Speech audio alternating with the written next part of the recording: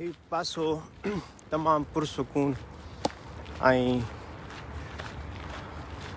भेटाई साईं जा बैत दिलि ते तरी तरी पिया अचनि। न की खणनि पाण सी न की साणनि पाण, अहिड़ा जिन ओञाण ऐं न जींदसि उन रे।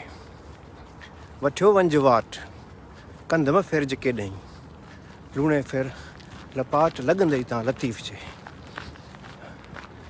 लतीफ़ साईं असुल पंहिंजो सोर्स आहे, न रुगो रिसोर्स आहे पर सोर्स, असुल ओरिजिनल सोर्स पंहिंजो उहो ई आहे। साईं जी एम सिर्फ़ु उन खे पंहिंजो सोर्स कयो आहे। हर क़ौम खे हिकिड़ो पैगम्बर मिलंदो आहे, हिकिड़ो सम्झो त उन्हनि जो बुनियादु हूंदो आहे। चाइना खे जीअं कन्फ्यूशियस मिलियो ऐं जीसस क्राइस्ट हो, उनखे बि तव्हां ॾिसो पंहिंजे ज़माने में हू जॾहिं आम माण्हुनि सां ॻाल्हाईंदो हो त हिकिड़ो आम माण्हू हूंदो हो, पब्लिक लैंग्वेज इस्तेमालु कंदो हो। जॾहिं रोमन सां ॻाल्हाईंदो हो त तॾहिं उहो डिप्लोमेट लैंग्वेज इस्तेमालु कंदो हो।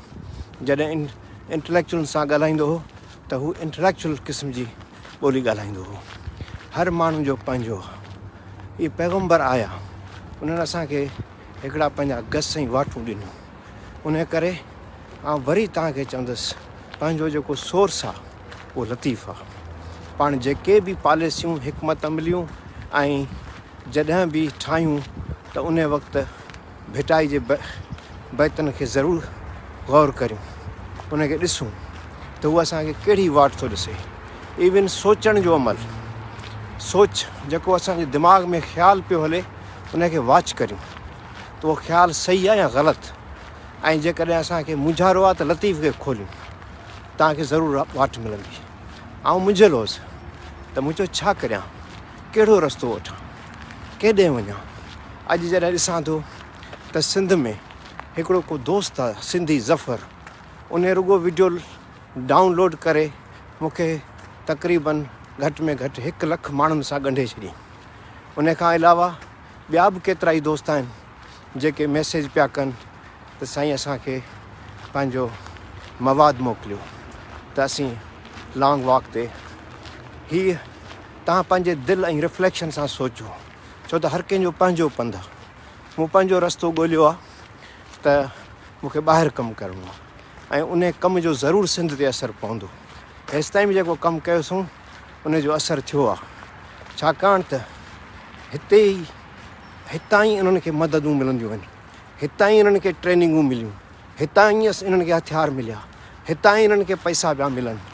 डेट ॾिसो, IMF हुजे, कांग्रेस हुजे, स्टेट डिपार्टमेंट हुजे या पंहिंजो हिननि जो ई इन्फ्लुएंस आहे त हिननि ते दबाव न।